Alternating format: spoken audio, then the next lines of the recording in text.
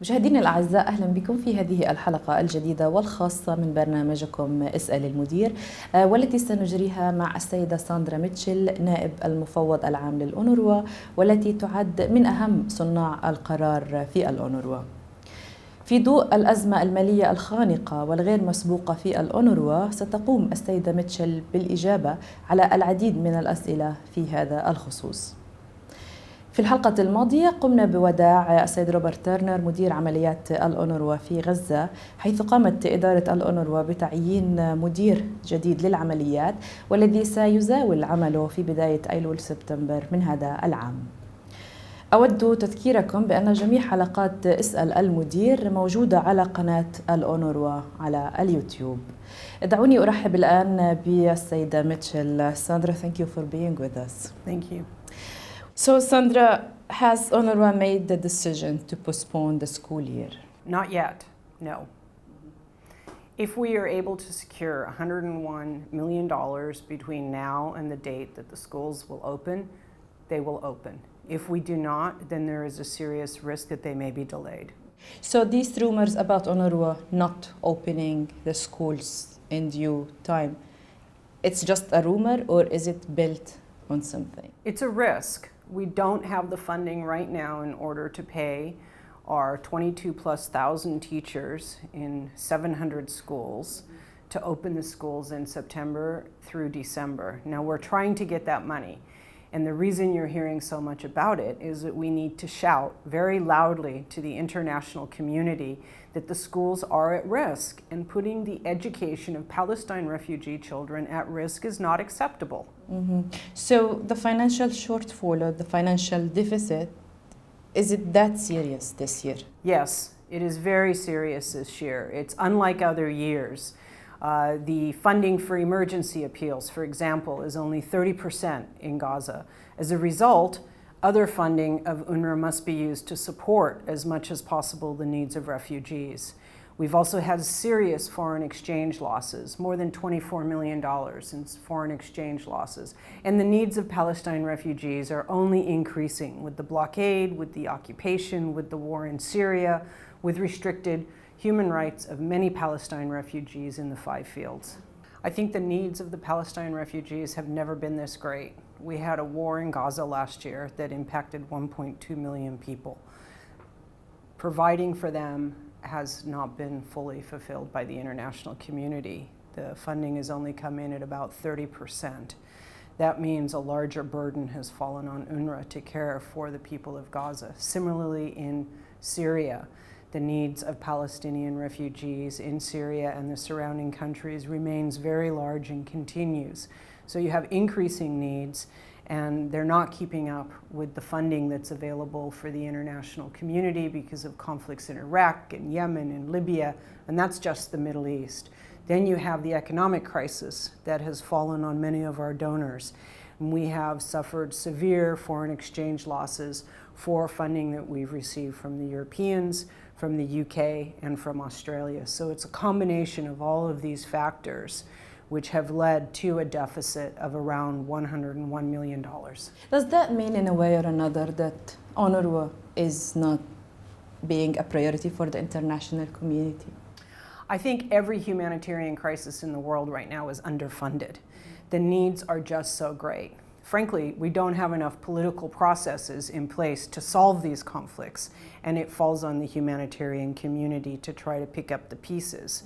Without political process, without a political solution for the Palestine refugees, UNRWA remains in place, and our budget will continue to grow as the needs of the Palestinian refugees continues to grow. So do I understand from you that the needs are growing for the Palestine refugees? Is this due to the natural growth in the number, the population of the refugees? Part of it is the growth of the community, of the refugee community. It's natural that people have families and they have children and they develop, but also the occupation, the blockade, the conflicts, the wars, the restriction on Palestine refugee rights in many of the fields where refugees remain, all contribute to increasing the needs and the costs. And the world is more expensive this year than it was last year.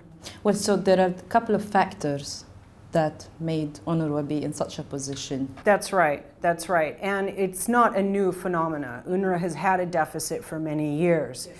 And in the past, we've taken certain actions. We've delayed payments to creditors, we've taken advances from next year's funding, and at some point these measures don't keep up. And that's what's hit this year. That combined with the global economy and with the overwhelming humanitarian needs in this region. But each year we hear about this financial deficit, financial shortfall for many years, as we were just discussing. Yes. But at the end, it gets in a way resolved. Yes. But yes. for this year, UNRWA is pointing out, speaking loudly that no, this year it's different. In what sense? This year it is different. This year it's $101 million. It's never been this high. In previous years, the deficit's been $30, $40 million, which our fundraising department is successful in raising. But trying to raise $101 million in this area, in the Middle East, with so many needs in the surrounding countries, with so much instability and so few legitimate, real political processes in place to bring peace, means that it's been very difficult to find the money, and we have not yet secured it. Mm-hmm. What other efforts is UNRWA trying to do to highlight the problem and try to overcome it? We had an extraordinary meeting of our advisory commission 2 weeks ago, and this week the Commissioner General will be sending a special report to New York, to the Secretary General, to the Security Council, and to the General Assembly. And the last time such a report of this nature was submitted was following the 1967 conflict. That's how serious the situation is. And you expect that this report, for example, will be taken into consideration, and this might help to overcome this problem? Absolutely, absolutely. The international community is responsible for funding UNRWA. We must make sure they fulfill that responsibility, and this is a big step in that direction. And in regards to the school year, which is something that most of UNRWA beneficiaries are having a concern about, where, education has always been the ultimate goal, and they want to know if their kids are going to school in September or late August or not. So when is the decision going to be made? Only the Commissioner General will make the decision. Until he makes the decision, it's just all white noise and rumor. Mm-hmm. He will make the decision at the last possible moment to give the maximum period of time to the donors in the member states of the United Nations to provide the necessary funding. So I don't think we'll have a decision before the middle of August. Middle of August? Yes. And what is the expected scenario if the money is not there? If the money is not secured in order to keep the 700 schools running between September and December, then a decision may be taken to delay the school year for a few weeks until the funding is secured. And we hope in such a case it would only be a few weeks, and then we could make up those classes, much like we've done in the past when we've had to delay schools because of conflict.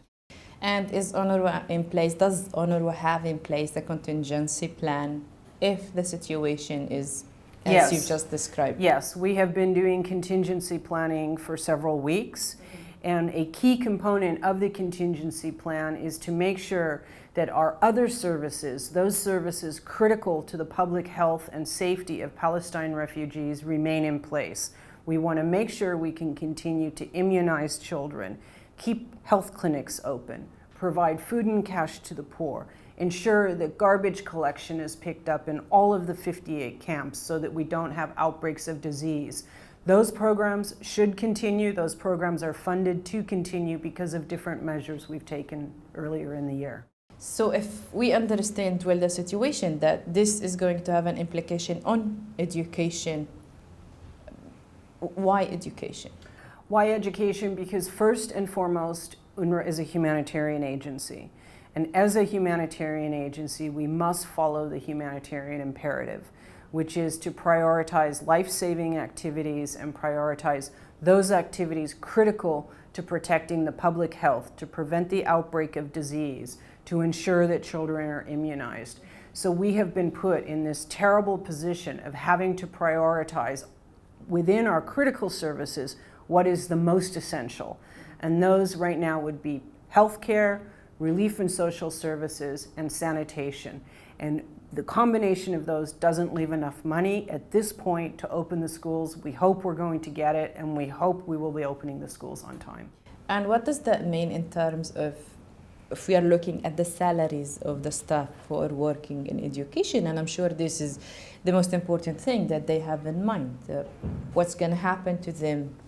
We would never ask our staff to work without salaries. Our staff are courageous, they're brave, we treat them with dignity, and they do not come for free. So we would have to, if we suspend the education program, we would have to suspend salaries for those staff working on the program as well, until such time that the funding is secured. We would then make up the classes, and of course, if we're making up the classes, then we would be paying the teachers for the make-up classes.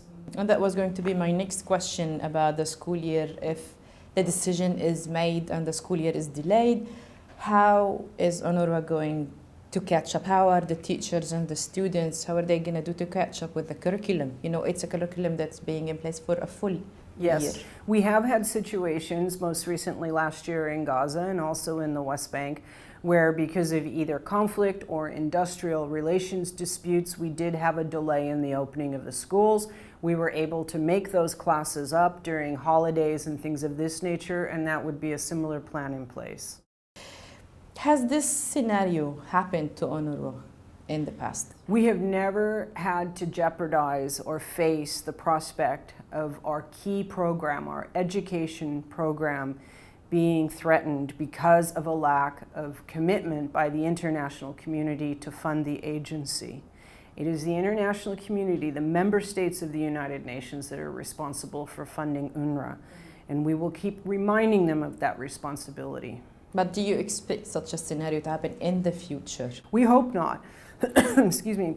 What we're trying to do is not only cover this year's deficit, but to try to put in place sustainable funding so that we can put this agency on a solid financial basis. And that is something that we've also asked the Secretary General to assist with, finding sustainable funding for the agency so we are not repeating this endless cycle each year. That was going to be my next question, in fact, about what are these steps, what are these issues that the Secretary General, that the United Nations in general can do to help UNRWA avoid such a situation in the future? What can UNRWA do to have a sustainable future? For the last 2 weeks, the Secretary General and his deputy have been calling heads of state and have been contacting foreign ministers, making personal phone calls requesting that they support the agency and fulfill their obligations under the resolutions. We've asked him to call for a flash appeal to cover this year's deficit. We've also asked that the pledging conference for 2016, which is currently scheduled for December, be moved to October so that we have more time to secure the funds. We're also looking at new donors. The Commissioner General has recently traveled to China, for example. He'll be going to Malaysia.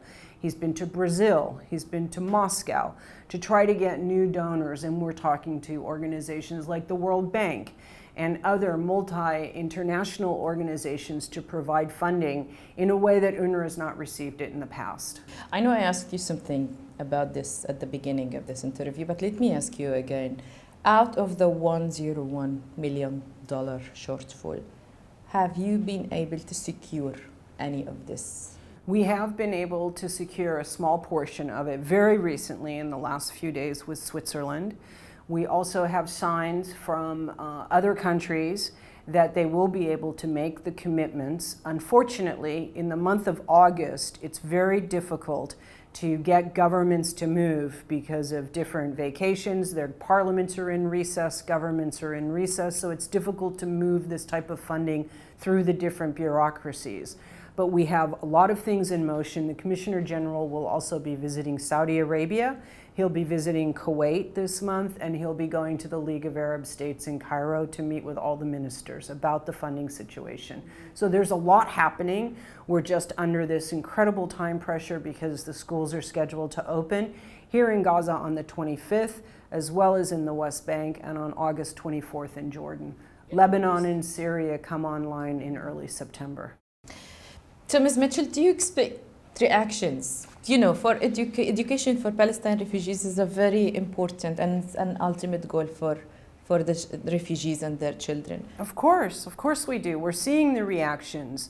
I'm meeting with families, I'm meeting with camp committees and popular committees. People are upset, and understandably so. They're concerned about their future of their children. Children themselves are very concerned. So we are already seeing peaceful demonstrations, peaceful protests. Our own staff are sitting in and having peaceful sit-ins, and we would expect this to continue. It's because of this, as you know, for mothers, for fathers, for everybody, they expect the school year to start in time. And Yes. you're saying? Education is hope, and we will not in any way jeopardize that. No decision has yet been made on the delay of the school year. The decision the Commissioner General will take, he will take it at the last possible moment to allow the maximum period of time for donors to come forward with their responsibilities. So no decision has been made No so far? decision has been made so far. And now I'll be asking you a couple of questions that we received through the portal. Suppose now we got the money, we opened the schools again. The issue of class formation and 50 students per class is an issue that many people, beneficiaries, teachers, and students have been asking us about. What do you expect? What consequences do you expect of having 50 students per classroom? Thank you for that question. The planning figure of 50 doesn't mean that there will be 50 children in a classroom, although currently we do have some classrooms in Gaza and in Syria where there are 50 children in a classroom. The average across the 700 schools is between 40 and 43 children in a classroom, and we really don't expect that to change very much. We understand that the quality of education and the burdens on the teacher of managing large classrooms of children are very high, and we will do everything we can to keep that number down. So the number of 50 is a planning number. It's not the same as a class average. So it doesn't reflect the reality that there will definitely be 50 kids, 50 students per class? No, there will not be 50 children in every single classroom in all 700 schools. Absolutely not. I also look at the questions that we got from the portal, and a second one goes as the following. Has UNRWA really halted recruitment for 5 years, and why haven't the results of the latest recruitment process for teachers been announced? We have not put in place a 5-year ban on recruitment. We do currently have a hiring freeze in place, and until we're able to secure the funding for the education system, we have put on hold the recruitment of teachers, which should be unlocked as soon as we get the funding in place. A number of beneficiaries also sent us questions about changes that they have heard about in the management of UNRWA. And to a certain extent, I think they're referring to personnel, to people in the management of UNRWA. Is this true, and how far has UNRWA come into this? There has been some normal turnover in the management committee. Myself returning to UNRWA. Bob Turner, as you know, has left and returned to his homeland of Canada. We have an excellent new field director coming into Gaza. His name is Bo Shack. He has many years of experience with the United Nations managing large operations like this. We had a finance director who left the agency after more than 5 years. We promoted Shadi El Abad, who has been working with UNRWA for many years, has been promoted into the position of Director of Finance. So there's been some normal transition, but there's nothing out of the ordinary, and we believe that the qualified candidates that are coming are outstanding. So this is a normal change? Yes. It has nothing to do with any politics Absolutely or not. policies? No. So, Sandra, is there any thing that you would like to say to the Palestine refugees, to people who are watching us? I think the key message is that in this time of financial instability, there comes a lot of political speculation and conspiracy theories and fears. And UNRWA is here to stay as long as the Palestine refugee question remains unsolved. So until there is a just and lasting solution, UNRWA remains in place. We will continue to provide services, but we will raise our voice when we are not sufficiently funded. Sandra, thank you very much for being with us. Thank you.